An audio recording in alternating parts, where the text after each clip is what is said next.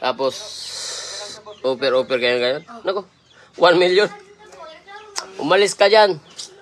Kung ganyan lang yung kikitain mo. Kung 1 million lang kikitain mo, umalis ka na dyan. Kung saan ka man ngayon. Totoo to, real talk to. Ha? Paalala ko sa lahat ng mga boxer, kung mga ganyan lang yung kikitain nyo, okay lang kung pasulbong pa.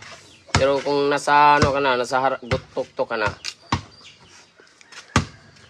buhay yung kapalit mo tapos kikitain mo lang barya-barya. Mga tao na nagsabi yung 1 million, pamimigay lang namin yan.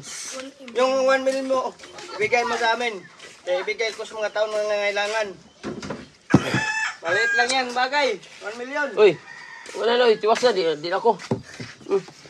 Mung ganyan ako ah. Mukhang gana ako ng offer 1 million na. Ibigay nyo lang sa nangangailangan. Yung may mga sakit, ibigay nyo yung 1 million nyo. Para makatulong kayo ng mga tao.